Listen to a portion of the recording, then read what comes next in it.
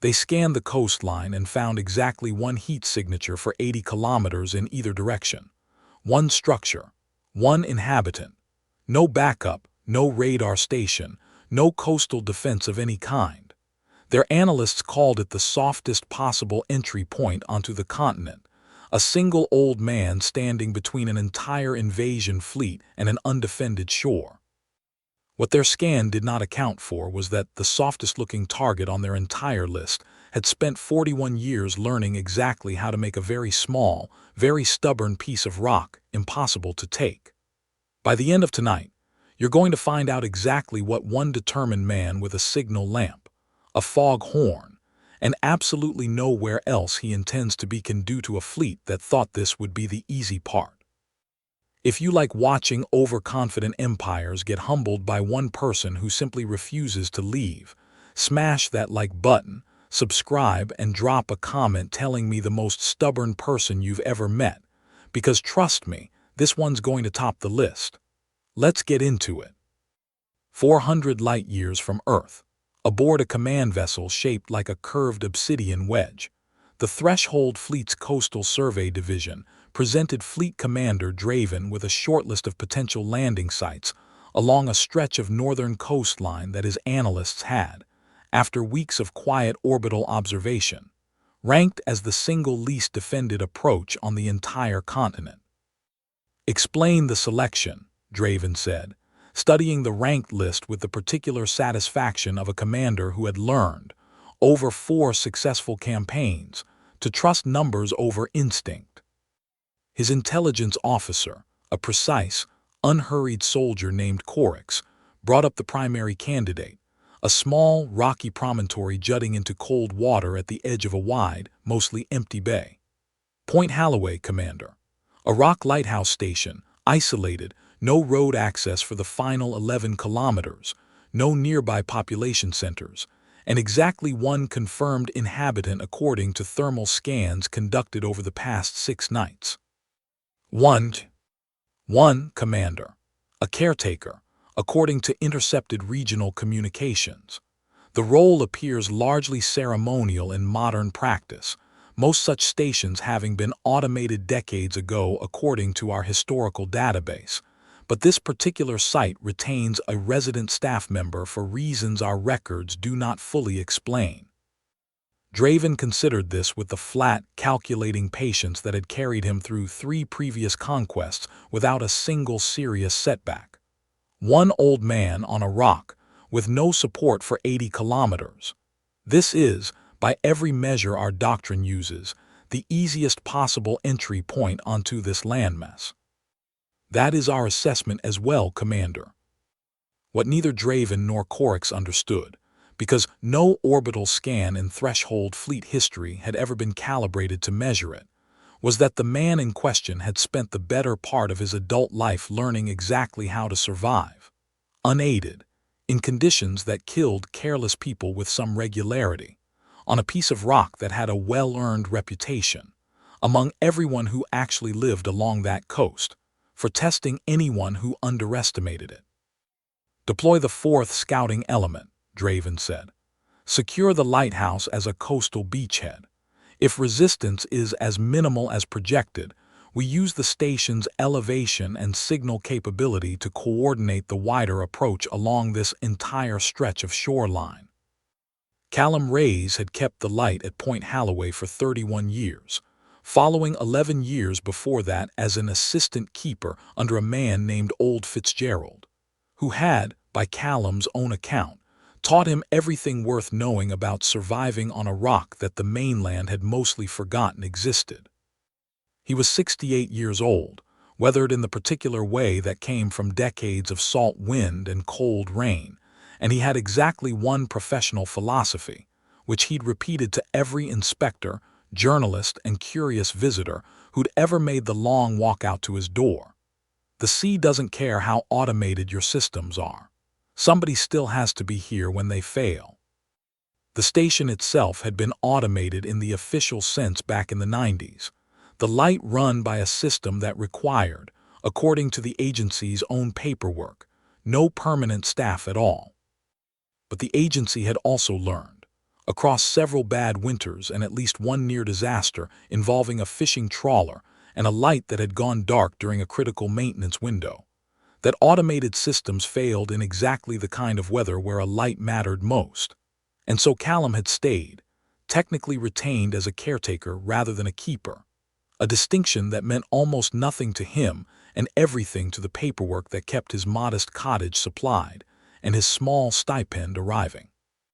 He lived alone, had for the better part of 2 decades since his wife Marion had passed, and had built a life around the rock that most people who met him briefly assumed must be lonely, an assumption he'd stopped bothering to correct sometime in his 50s.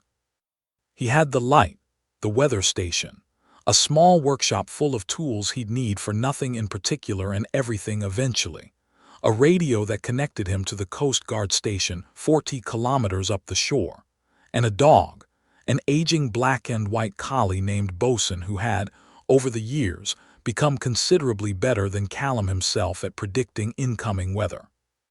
That evening, with a front moving in off the water and the wind already picking up in the particular way that told Callum a proper blow was coming, Bosun's ears went up at something Callum himself hadn't yet registered, a low, deep thrum that didn't match any of the sounds the rock usually produced. Callum stepped outside onto the gallery walkway that circled the lamp room, looked up at a sky already thick with early cloud, and watched a shape descend through it that moved nothing like weather at all.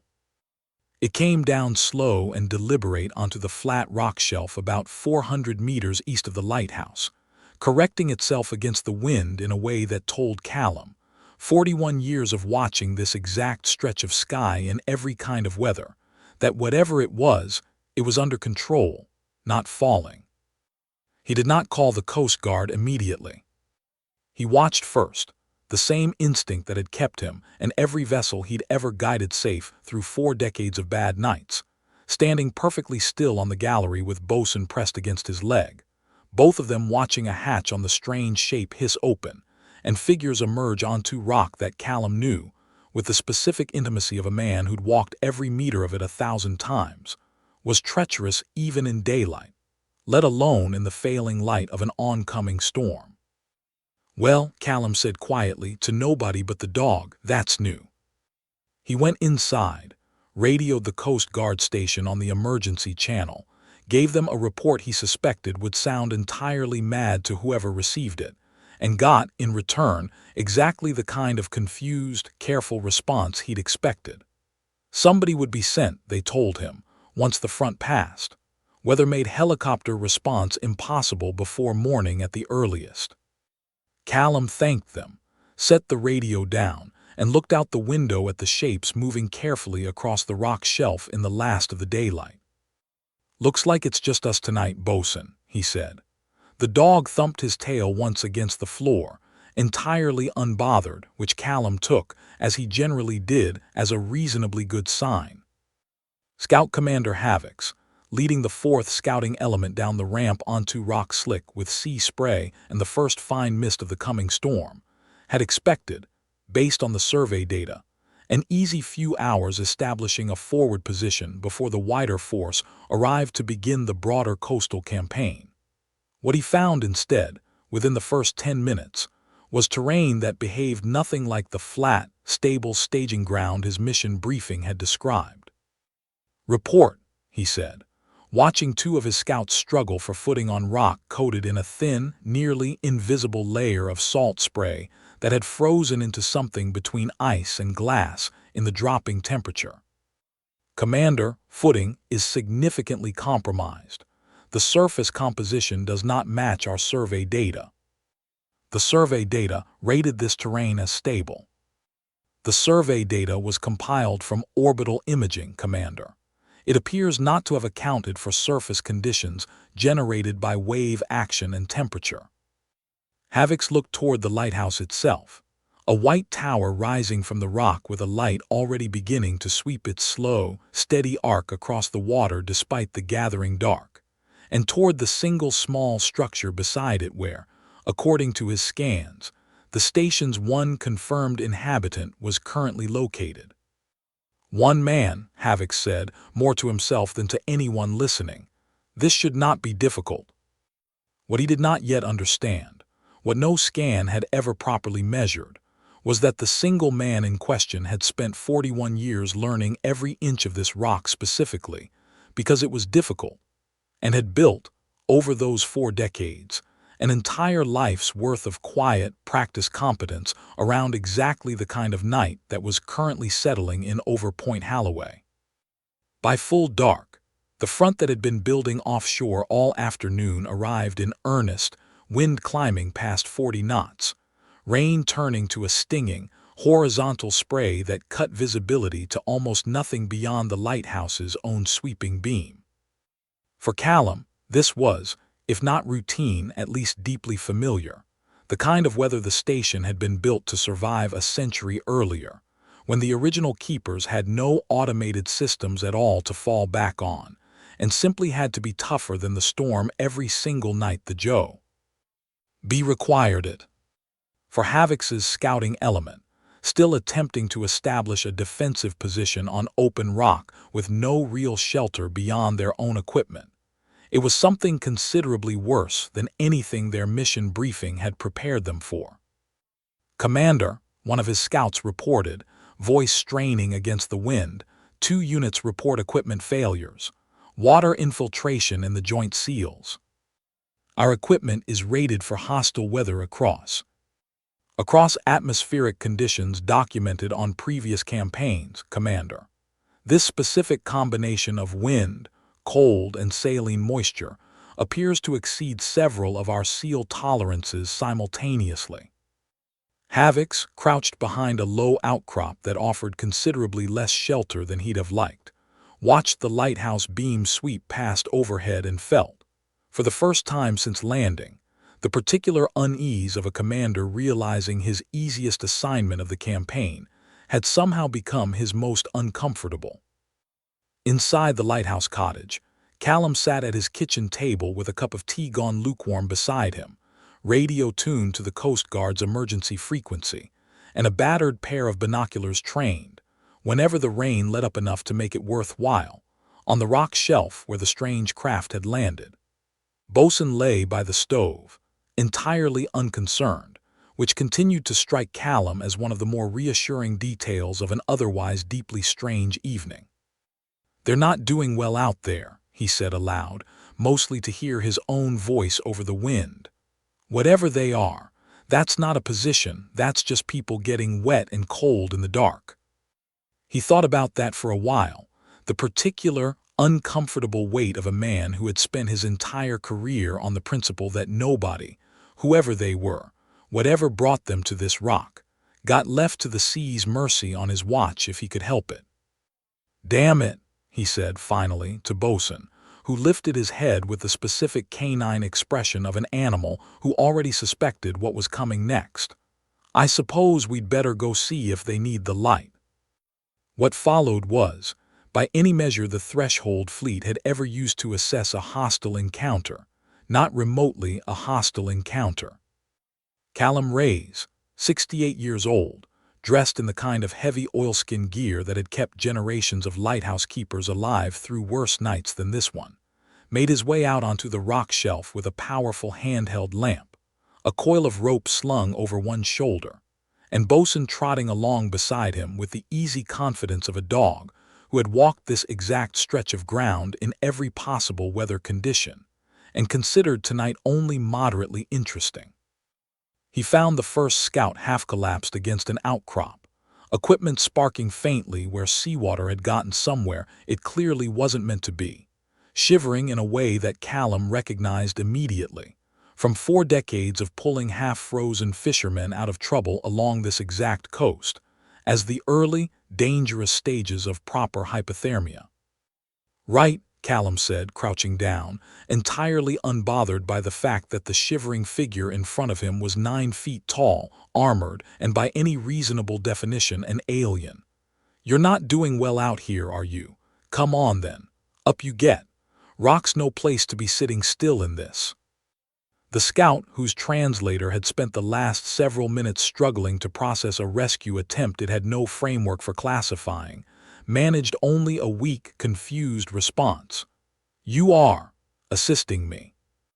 I'm getting you out of the wet before you die of it, is what I'm doing," Callum said, hauling the scout upright with the practiced, no-nonsense strength of a man who'd spent his whole life doing exactly this kind of work. "Argue about the rest of it once you're warm. Come on." Havix, watching from his own position with a mixture of disbelief and rapidly dropping body temperature, found himself facing a decision his 11,000-year military tradition had never once required of a commander before. "Report," he managed, when his own comm crackled with an update from the scout Callum had just half-carried toward the small stone cottage. "Commander," the scout's voice came back, considerably warmer than it had sounded 10 minutes earlier, "the inhabitant has brought me indoors. There is a heat source. He is offering me a blanket."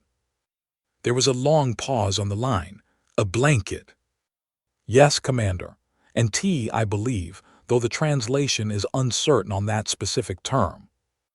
Over the course of the next hour, in a sequence of events that Havix would later find almost impossible to summarize in any report format the Directorate's standard documentation allowed, Callum Reyes made 4 more trips out onto the storm-battered rock shelf, each time locating another struggling, increasingly hypothermic scout and half-guiding, half-hauling them back toward the small warmth of his cottage, until a modest single-room structure that had, until that evening, housed exactly 1 man and 1 dog now held 6 alien soldiers, most of them wrapped in whatever spare blankets Callum's linen closet could produce, all of them clustered as close to the wood stove as the room's limited space allowed. Havix himself arrived last, having held out longest on the principle, however increasingly untenable, that a commander did not abandon a position simply because the weather had turned against him. By the time Callum found him, crouched against the base of the lighthouse tower itself with his equipment throwing warnings his translator no longer bothered softening, the decision had, in a practical sense, already been made for him. "You're the one in charge, I'd guess," Callum said, sizing him up with the same unhurried assessment he gave any new arrival to his rock, human or otherwise. "Come on, then. No sense you being the last one to admit you're cold." Havix looked at the old man standing over him, rain streaming off oilskins that had clearly seen decades of exactly this kind of weather, offering a hand up with no apparent hesitation despite everything his forces had come here to do. "You understand," Havix said, "that we arrived with hostile intent." "I gathered that much, yes," Callum said. "Doesn't change much right now, does it? You're freezing on my rock either way, and I've never once left something to die out here just because I didn't care for its reasons for showing up. Come inside. We'll sort the rest out once everybody can feel their fingers again." The cottage, never designed to hold more than 2 or 3 people comfortably, settled into the specific, cramped, oddly companionable chaos of 6 exhausted soldiers, and 1 increasingly amused caretaker sharing a single warm room while a full gale hammered the windows outside. Bosun, entirely undisturbed by the sudden change in his living arrangements, had claimed a spot directly in front of the stove, and appeared to regard the newcomers with the same mild, tolerant interest he extended to any visitor who didn't immediately try to take his spot by the fire. "You'll have to forgive the accommodations," Callum said, setting a battered kettle back on the stove for what was, by his own count, the 4th round of tea that evening. "Wasn't exactly built with a full landing party in mind." Havix, seated on an upturned crate near the stove with a blanket draped over his shoulders that he had, after considerable internal debate, decided not to refuse, found himself studying the small room with the particular, careful attention of a commander trying to understand an opponent whose entire approach to conflict he had no doctrine to properly categorize. "You live here alone." "Have done for years now," Callum said. "Wife passed a good while back, just me and the dog since." "And you remain, despite the isolation." "Somebody has to," Callum said simply, in the same flat, settled tone he used for most things that mattered to him. Light's automated now, technically. Runs itself most nights, no trouble. But automated systems fail, same as anything else, and they always seem to pick the worst possible night to do it. Storm like tonight, that's exactly when a ship needs this light working, and exactly when the system's most likely to give out. So I stay. Somebody watching the light matters more on a night like this than it does on a calm one. And I'd rather be the somebody than read about a wreck in the papers because nobody was. Havoc sat with that for a long moment, turning the sentiment over against everything he understood about duty, about isolated posts, about the specific loneliness of holding a position because the position mattered rather than because anyone was watching to confirm you'd held it. That is not so different, he said finally, from why a soldier holds a line. Suppose it isn't, Callum agreed. Difference is nobody's shooting at me for it. Well, he glanced around the crowded room at 6 alien soldiers wrapped in his spare blankets, drinking his tea, sheltering from a storm his own coastline had thrown at their invasion. Wasn't anyway, before tonight. While Callum's cottage settled into its strange, warm truce, the wider threshold fleet deployment along the coast was discovering, in scattered reports that reached Fleet Commander Draven throughout the night, that Point Holloway's unexpected complications were not, as it turned out, unique to that single stretch of rock. Report, Draven demanded, reviewing updates from 3 separate coastal landing sites that bore almost no resemblance to the confident timeline his survey division had projected. Corix, compiling the scattered data with the particular carefulness of an officer beginning to suspect his own earlier confidence, had been badly misplaced, delivered the update in the flattest tone he could manage. Commander, all 3 coastal elements report significant equipment complications related to weather and terrain. Point Holloway's scouting element has, according to the most recent transmission, been fully withdrawn from its position, and is currently sheltering inside the target structure at the invitation of the sole inhabitant. At his invitation. Yes, Commander. Scout Commander Havix reports the inhabitant located and recovered each member of the element individually from exposure over the course of approximately 90 minutes, at some personal risk given the conditions, and is currently providing shelter, heat, and what our translation system renders as T, to the full element. Draven stared at the report for a long moment, the particular, uncomfortable weight of an entire coastal strategy quietly unraveling, settling over him in a way his 4 previous campaigns had never once required him to process. The softest target on the entire list. That was our assessment, Commander, yes. And it has produced the single strangest report I have received in this entire campaign. Corix wisely offered no immediate response to that. Toward the early hours of the morning, the gale that had battered Point Holloway through the worst of the night began, gradually, to ease, the wind dropping from a full shriek to something closer to a steady, tired murmur, the rain thinning until the sweep of the lighthouse beam once again cut clean and visible through the dark rather than through solid horizontal spray. Callum, who had not slept, moved between checking the light's mechanism, refilling the kettle, and quietly monitoring the small, crowded room full of soldiers who had, over the course of the night, gone from wary and defensive to something closer to simply exhausted and grateful, found himself, somewhere around 4 in the morning, sitting across from Havix at his small kitchen table, both of them nursing mugs of tea gone cold from talking too long to drink properly. I have a question, Havix said, that my report will require an answer to, and I do not currently have a satisfactory one. Go on then. Why did you help us? We arrived here to take this position from you, to use it against your own people if the wider campaign had proceeded as planned. You had every reason to let the storm finish what it had already started. Callum considered the question with the same unhurried weight he gave most things, turning his mug slowly between weathered hands. I've pulled a fair few people off this rock over the years, he said. Fishermen who misjudged the tide. A pair of kayakers once, years back, who had no business being out here at all in the weather they picked. Never once asked any of them what they were doing out there before I got them somewhere warm. Questions come after. That's just how it's always worked out here. The sea doesn't care whose side you're on when it decides to take you. And I decided a long time ago I wasn't going to care either. Not until everybody's safe enough to have the argument properly. Even an invading force.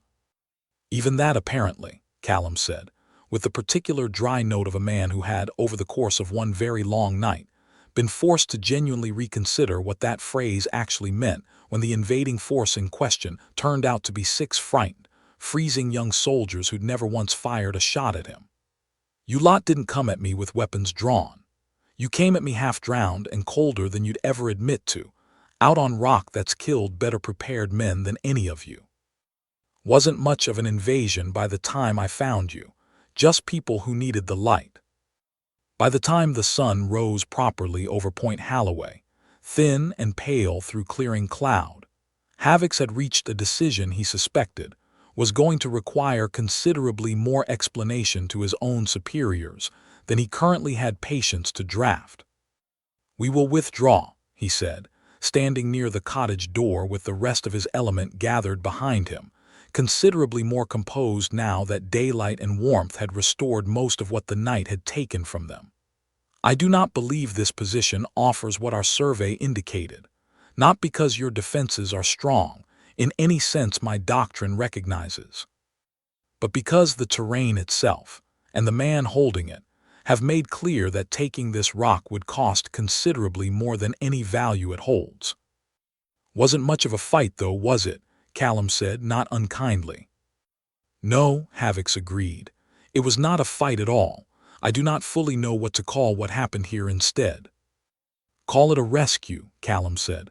"That's usually what it is out this way, whatever else it might have started out as." Havix studied the old man for a long moment, this single, stubborn caretaker who had, over one long stormy night, single-handedly dismantled an entire scouting element's operational capacity not through force, but through the simple, unrelenting insistence that nobody froze to death on his watch if he could help it. "I do not believe my report will be believed."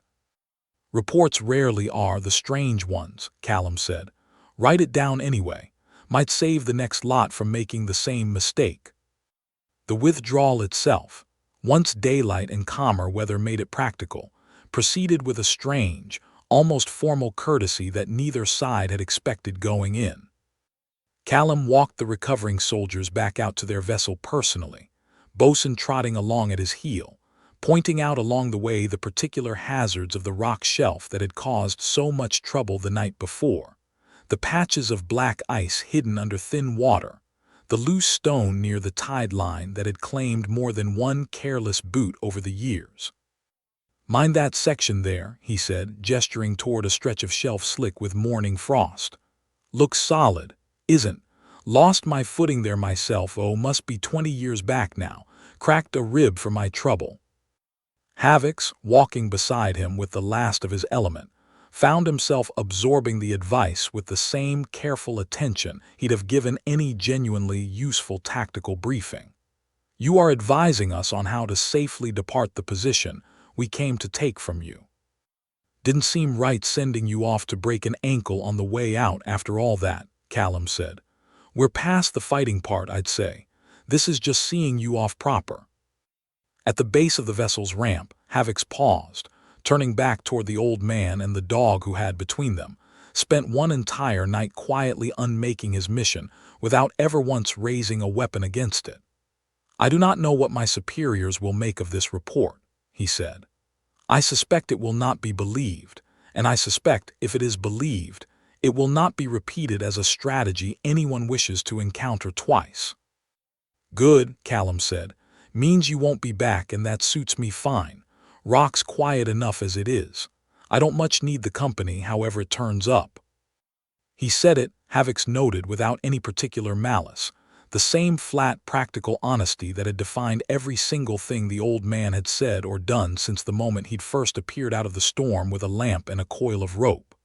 It was, Havoc's thought, watching the ramp begin to close, the single strangest defeat of his career, and very possibly the only one he did not, in some quiet, complicated way, entirely regret. The incident report that reached Threshold Fleet High Command 3 weeks later, compiled from Havoc's account and Corix's supporting data, made for reading unlike almost anything else in the fleet's considerable archive of coastal engagement summaries. Target site presented minimal population density and no organized defense infrastructure of any kind, the report read, in its formal opening. However, environmental conditions at this specific location, combined with the sustained, deliberate rescue efforts of the site's single inhabitant, resulted in complete operational failure of the scouting element without a single hostile action taken by either party. The inhabitant, an elderly caretaker responsible for the site's navigational beacon, demonstrated a degree of unconditional assistance toward our forces that our current doctrine has no adequate framework for anticipating or countering. He did not surrender the position because he was defeated. He was never, at any point, meaningfully threatened by our presence. He simply refused, on principle, to allow anyone under his care, including an invading force, to come to harm on ground he considered his responsibility. Havoc's added a final line of his own, in language he suspected would raise more questions among high command than it answered, but which he felt, after everything, needed to be recorded honestly regardless. I do not believe this coastline can be taken by force in any conventional sense, not because its people are strong in a military sense, but because they appear willing to extend care to anyone in danger, regardless of that party's intentions, and that care proved more disarming to my unit than any weapon this campaign has yet encountered. I would recommend this specific approach be marked unsuitable for further attempts, and I would recommend, more broadly, that our survey doctrine be revised to account for exactly this kind of resistance, which no scan will ever detect from orbit. High Command read the report, cross-referenced it against a growing, increasingly uncomfortable pile of similarly unusual files from unrelated coastal regions of the same planet, and quietly marked the entire stretch of shoreline for indefinite reassessment, a designation that, by that point in the wider campaign, was beginning to accumulate at a rate nobody back at the survey division had originally projected.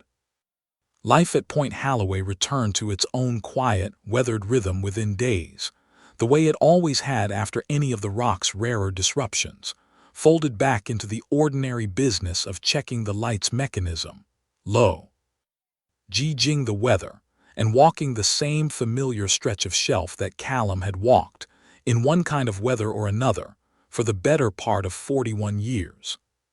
He logged the incident, eventually, in the station's official maintenance journal, under an entry that read, in his own economical handwriting, unusual visitors during Tuesday's storm. 6 persons recovered from exposure on the shelf. No injuries, weather cleared by morning. Light functioned without interruption throughout. The Coast Guard station that finally sent someone out 3 days later, once the roads cleared, found nothing more remarkable to report than a caretaker who seemed, if anything, in unusually good spirits, and a dog who greeted the visiting officer with the same mild, tolerant interest he extended to everyone who came out that far. Callum never did offer the full story to anyone beyond that single journal entry, mostly because he suspected, correctly, that nobody arriving from the mainland with an official clipboard was going to know quite what to do with it, and partly because some things he'd learned over 4 decades on that rock went smoother when you simply let the details settle quietly into the station's long, strange history of odd nights and stranger mornings. He did keep, tucked into a drawer in the cottage's small kitchen, a single item Havoc's had left behind before the vessel's final departure, a small, dense metal token of some kind, its purpose entirely unclear, that the scout commander had pressed into his hand at the base of the ramp with a formality that suggested, whatever it meant back wherever these soldiers called home, it meant something considerably more significant than Callum's own casual thanks in return. For the light, Havix had said simply before the hatch closed, and for the tea. Months later, on a night considerably calmer than the one that had brought 6 frightened soldiers stumbling out of a storm and into his kitchen, Callum stood on the gallery walkway as he did most clear evenings, watching the beam sweep its slow, patient arc out across dark water, and found himself, not for the first time, turning over the particular, quiet satisfaction of a job that mattered most on exactly the nights nobody was watching to see it done. Bosun, older now by those same few months, lay curled near the tower's base, entirely unbothered by anything the sea or the sky had to offer, which Callum had long since decided was as good a measure of a calm night as any instrument in the station's small weather room. He thought sometimes about the strange visitors from that one long storm, about a commander who had, in the end, seemed less like an invader and more like any other exhausted traveler this rock had ever taken in out of the weather, no different in the ways that mattered most, from the fishermen and kayakers and lost souls who'd found their way to his door over 4 decades of keeping this light. The sea didn't much care who you were, he thought, watching the beam sweep past once more. It only cared whether somebody was there to answer when it turned against you. And somewhere out past the edge of the solar system, in an archive few would ever access again, a single entry remained filed under a heading Corix had drafted himself, in the dry, careful language of an officer who had learned, over one very strange deployment, exactly how much an apparently undefended coastline could actually cost. Region flagged for indefinite avoidance. Primary complication identified. A single caretaker, unarmed, elderly, fully committed to the safety of anyone in danger on his coastline, regardless of their intentions toward him. Secondary note, the position was never softest. It was simply held by someone who never once considered leaving it. It was nearly a year later, deep into another wet, gray autumn, when a new face finally made the long walk out to Point Halloway. A young agency inspector named Priya Basu, sent to conduct what the paperwork called a routine structural and operational review, the kind of visit the station received, on average, about once every 3 years, whether it needed one or not. Callum met her at the door with the same unhurried courtesy he extended to anyone who made the effort to come all the way out to his rock, put the kettle on before she'd even finished introducing herself, and settled into the familiar rhythm of walking a visitor through the light's mechanism, the weather log, the small workshop where he kept the tools that had, over 4 decades, kept the station running through weather considerably worse than the agency's manuals ever seemed to anticipate. Priya, methodical and thorough in the way of someone still early enough in her career to take every checklist item seriously, worked her way through the inspection with genuine care, and it was only near the end of the visit, flipping back through several months of the station's handwritten maintenance journal, that she used on a single entry that made considerably less sense than everything around it. Unusual visitors during Tuesday's storm, she read aloud, frowning slightly. 6 persons recovered from exposure on the shelf, no injuries, weather cleared by morning. She looked up. There's no other record of this anywhere. No Coast Guard incident report, no rescue log entry beyond your radio call that night, which the transcript says was never followed up on once the weather cleared. Who were they? Callum considered the question with the same easy, settled patience he gave most things, taking a slow sip of his tea before answering. Travelers, he said, got themselves caught out in weather they weren't prepared for. I brought them in, warmed them up, saw them off safe once it cleared. That's the whole of it, far as the log needs to say.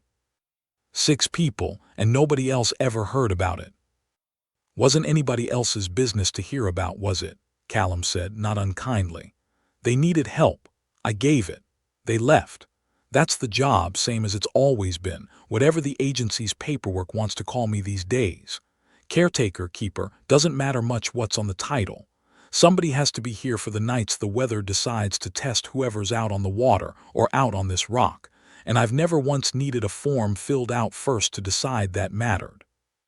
Priya studied him for a long moment then, finding nothing in his weathered, unbothered expression that suggested there was any more to the story he intended to share, simply nodded and moved on to the next item on her checklist.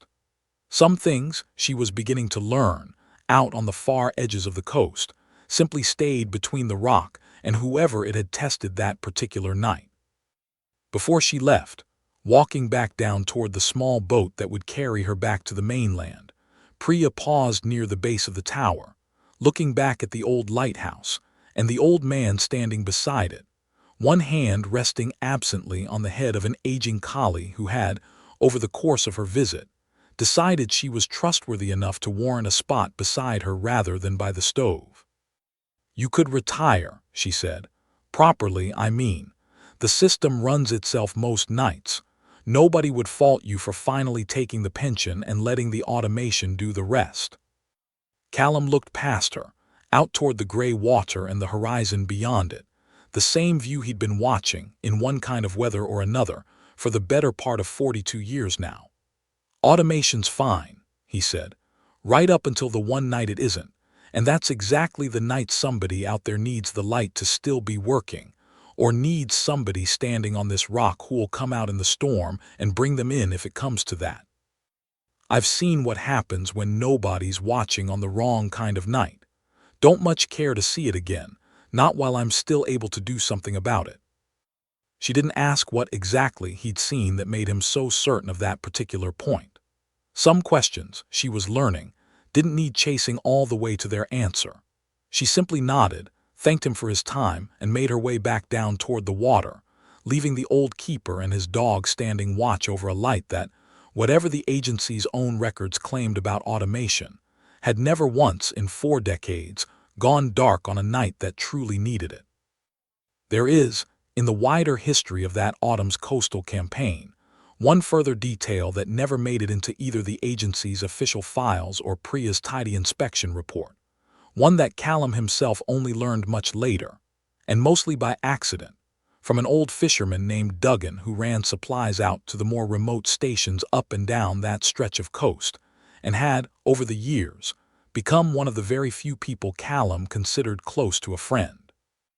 Duggan had heard, second-hand and considerably garbled, through a cousin who worked dispatch at the Coast Guard station, that another lighthouse further up the coast, a smaller, even more isolated post on a spit of land the locals called Gray Point, had reported something similar that same stormy week, a strange craft spotted briefly offshore before vanishing entirely, never confirmed, never followed up. Filed away by an overworked dispatcher as most likely a fishing vessel in distress that had simply sorted itself out before help arrived. "Funny thing," Duggan said, over a mug of something considerably stronger than tea, the two of them sitting in Callum's small kitchen on one of the old fisherman's regular supply runs. 2 lights, same stretch of coast, same week, both of them reporting something nobody official ever chased down properly. Makes you wonder how many of these rocks have their own quiet stories nobody's ever bothered writing down right. Callum turned that thought over for a while, looking out the window toward the gray, restless water beyond, and found himself thinking not of the 6 frightened soldiers he'd hauled in out of that storm, but of every keeper who'd come before him on this exact rock, every one of them holding some small, unremarkable post through weather and trouble the wider world would never fully know about, simply because somebody, on that particular night, needed the light to still be there. "Wouldn't surprise me at all," he said finally. "Coast's a big place, Duggan. Always has been. I expect it's kept plenty of its own business quiet long before either of us came along to wonder about it, and I expect it'll keep right on doing that long after we're both gone." Duggan raised his mug in something like a toast to that, and outside, unbothered by any of it, the light kept its slow, steady sweep across the dark water, the way it had every single night for over a century, Storm or no storm, invasion or no invasion, exactly as it was built to do. If you made it all the way out to this rock with me, drop a comment and tell me whether you'd have gone back out into that storm to bring them in like Callum did. Hit that like button. Subscribe if you want more of Earth's quietest, loneliest places refusing to be conquered, and share this with somebody who needs to hear what happens when you invade a lighthouse and find out the light was never the hard part. See you in the next one.